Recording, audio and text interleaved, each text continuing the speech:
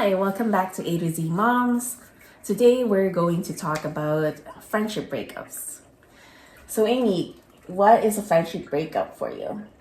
I feel like a friendship breakup for me is just realizing that I don't have the bandwidth for a certain friendship anymore. And for myself, I have a lot of long-term friendships and also awome new friends in my life too. So it's definitely something that I don't take lightly, but there have been a couple of times for me where I did have to be, unfortunately, part of a friendship breakup.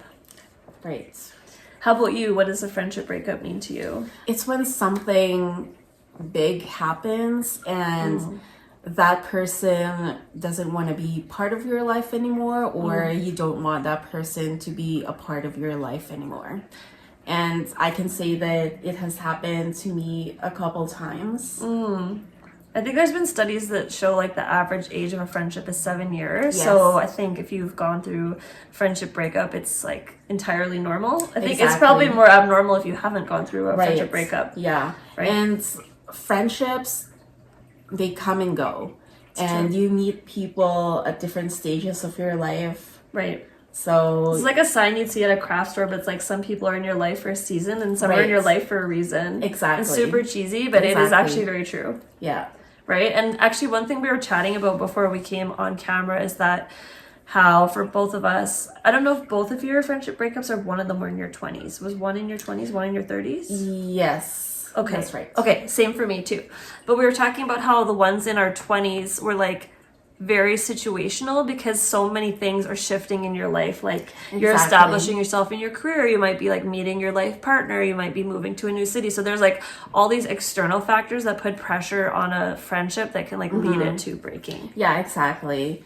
So for my first one, my friend's life just took her in a different direction, and that direction is different from mine as well. Right. So our directions just clashed, and we knew that it was just time to not be in that friendship anymore. Was the friendship breakup itself relatively civil, or was it kind of just a fight that happened and it felt intense in the moment? No, for that one, we just started to not be in contact with each other as often anymore. Okay. Until there was a time where no one's saying hi via text or phone call anymore, and so it just disappeared. Just kind of faded out slowly. Yeah.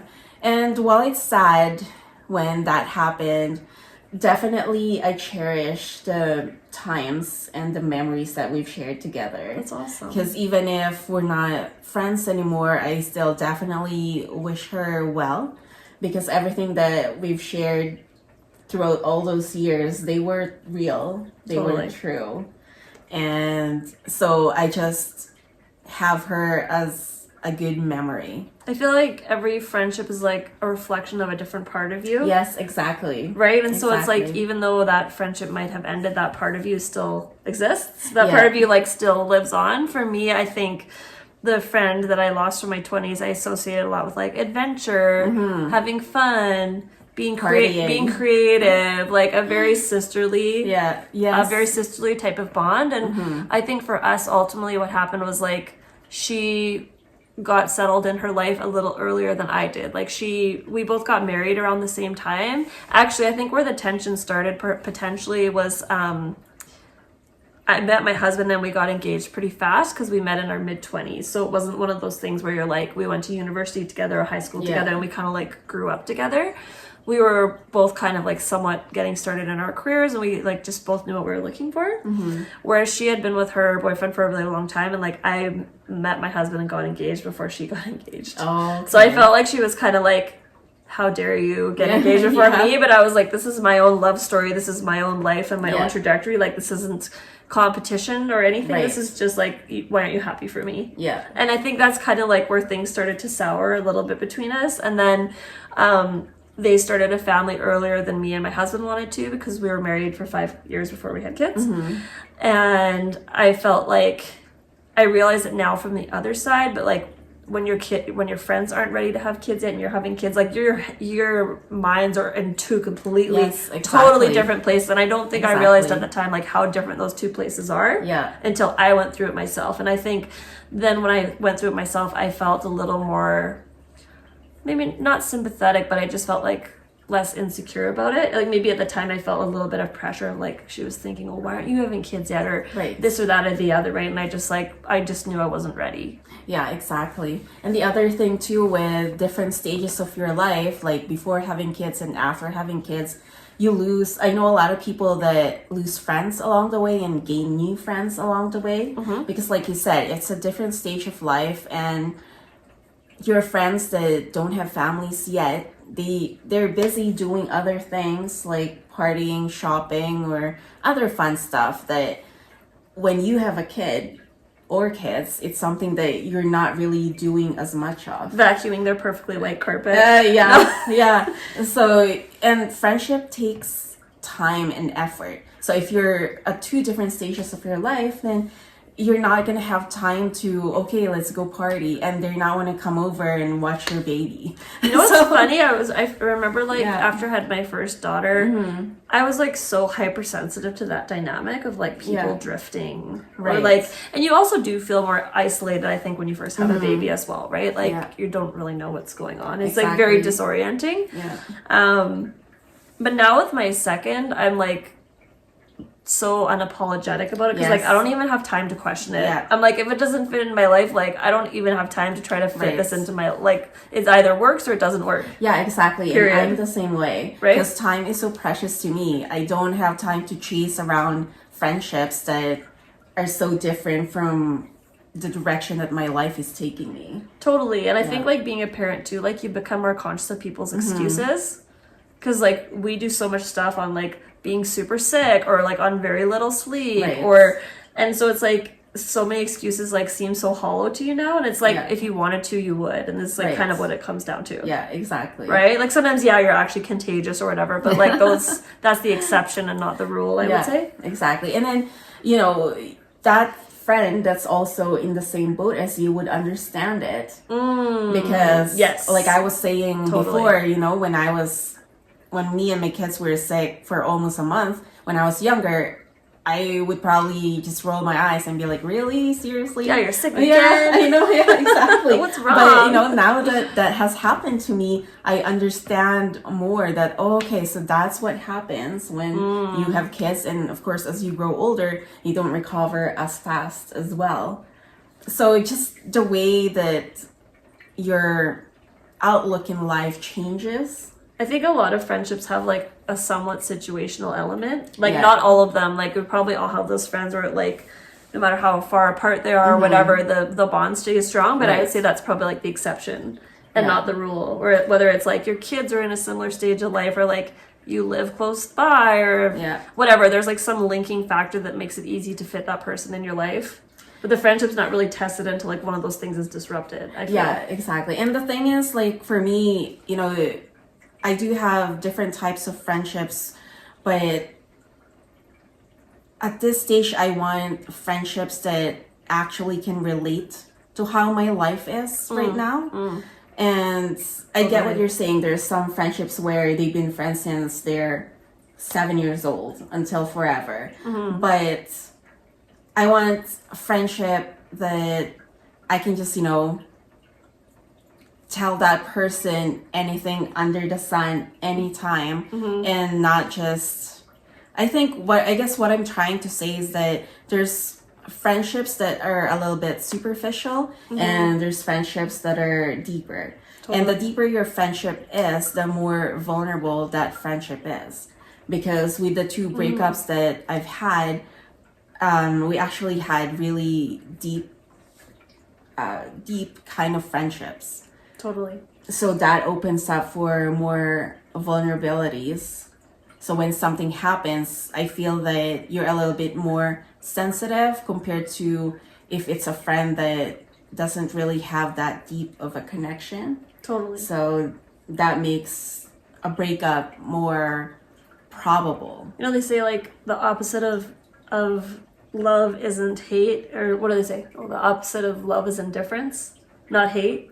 Because Oh. hate is kind of just like that intensity flipped another way. Right. Whereas right. indifference is just like, this does nothing for me. This has like no emotional response to me. Right, So I can yes. totally relate to what you're saying. And I would say like in both of the situations for me, that was the case. And there was like one main like life lesson I learned for myself personally. It was like, don't go back to old friendships. Right. That's what was the situation in one of them. We had like reconnected because I had had a daughter, and she like, this was my oldest, and then she had found me on Facebook and was like, oh, I just had a daughter too, and she was like an old friend from junior high school. Yeah. And I like had a gut check for a moment where I was like, I don't know about this. Yeah. It didn't really end on bad terms, but just Yeah. kind of fizzled out. And I was like, I don't know about this. And I was like, oh, I'm also really bored and like have like no, like I don't really know that many people with kids. And I was like, well, let's just like see. Not that sounds very transactional, but I was just like, let's see, like, what do I have to lose, right? And I think I learned those like people don't really change that much over time. Yes. And if there was things that like didn't work about the friendship the first time, it's the same stuff's probably going to happen the second time. Yeah, it's like similar to romantic relationships. It kind of is. I think I think maybe for some people that works. For me, it was a life lesson of like, you tried it once, it didn't work. Like, move forward, like move on. There's plenty of other people in the world. Yeah, exactly. You Right? break up for a reason. What was like the aftermath like for you of the friendship breakups? Because we talked a bit how it was like surprised us in a way, like how intense it felt and how it was similar to a romantic breakup but different. Yeah, like I said, for the first one, I was definitely sad because she was like a sister to me. Yeah. But I just accepted it because life took her in a different direction, and that's something that What could you have done? that's something that I'm no longer a part of. So the best thing was just to let it go and just move forward, like you said, and just always cherish whatever friendship memories that we had. I like that. Yeah. I feel like for me, it took longer than I thought to bounce back because I was like, oh, it's not like a dating relationship or whatever, but it's like you realize you've known that person for years and years and years, and they've seen you through different stages. They've seen you through like different evolutions of yourself, Right. and that like relationship is so dear in so many ways. And like you said, there's like so much vulnerability, like things you may not have even really shared with a romantic partner that this person knows about. So there's also that fear of like, oh my gosh, are they gonna like share my deepest, darkest secrets with the world or something? Or like now that we're not officially friends, are they just gonna be like talking crap about me?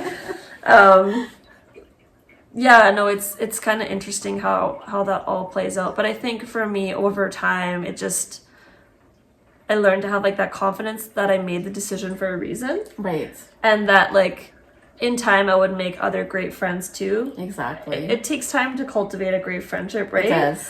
You have to really invest in it. You have to really invest in it. We don't have a lot of time. So it's one of those things where, if, like you said, if it works out, then it's good. There has to be a natural rapport kind of, right? And if not, then move on. We don't really have time to force stuff. Yeah, exactly. That's a good thing about, I guess being older and having kids, because you don't really care what other people say or do. I feel like when you've had like 10 people like looking at your crotch when you give birth, like you kind of like stop giving a crap about everything. Exactly. You're like, oh, like I've literally put it all out there. Exactly. Like I have not tried anymore. Yeah, exactly. And the thing is, like I said, you have to invest time in your friendships, and with kids, with appointments, with school and all that. Like our days are filled with so many things. It's hard to even reach out and connect with friends, right? So for me, I prefer just having a few friends, a few close friends that I can have deep connections with.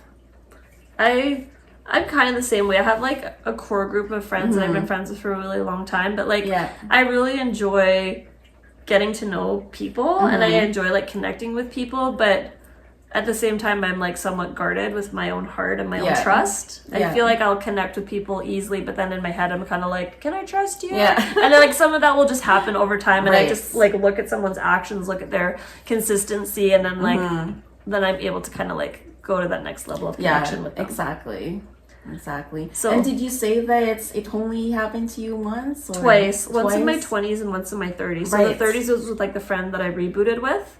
And then my 20s was kind of my friend where it was like we knew each other when we were meeting our husbands, and like we knew each other when we were starting our careers, and it was like a very time in our life where we're like establishing ourselves. Oh, okay. So we went through like so many changes and like so many ups and downs together. Yeah. My second one also I met when I was in my 30s. Right. So that one just happened recently, actually. Well, the friendship was amazing. Like, we've had good times, and like I said, I'll always cherish those memories as well. But towards the end there, the relationship was starting to get toxic. I'm not going to go into details as to what was happening there, but basically, in a nutshell, she was going through a roller coaster of emotions, and because I cared so much, I was in that roller coaster with her, and it just started to get really exhausting because I had a lot of things happening in my own life as well. And then one big thing happened. Very big thing. Can't confirm. A very thing happened. Can't confirm. Very big thing happened. And after that, she was the one who, well, it was actually pretty surprising. She was the one who shut the door. It was shocking. It was shocking because it was not, I didn't do anything wrong, but she was the one who shut the door. So I'm just like, okay, fine.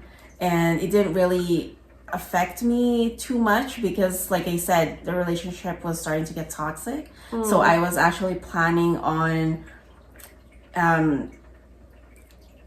distancing myself a little bit from her. Right. But it worked in a way because she's the one who just shut the door. So I'm like, oh, okay, less work for me then.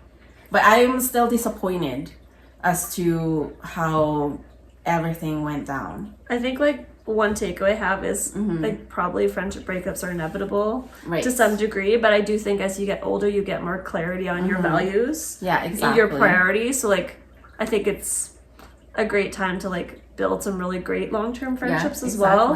And like anything, like time heals all wounds. So the pain will get less and the impact will get less. And it's like all those things you shared with that person are still part of you. Yeah, exactly. Even though they may bring out a part of you that you really like that part of you still exists. And they don't need you. They don't need to be in your life for that to exist, right? Yeah. And so like it's nice to find other ways to kind of experience that. And I liked what you said too about just like remember the good times. Yeah, exactly. Remember the memories. You don't have to like trash the whole friendship in your head and be like, oh, that was a waste of 10 years or whatever it was. Like, it wasn't. And that's the good thing about being older, right? Like, we're Yeah. more civil about it, and it does happen, and Yeah. it happens. There's nothing really that you can do about it, and just move on with your life and just focus on your family, your kids. Let us know if you've experienced a friendship breakup in the comments below. Thank you for watching. Don't forget to like and subscribe, and we'll see you in the next episode of A to Z Moms. Thank you. Bye. Bye.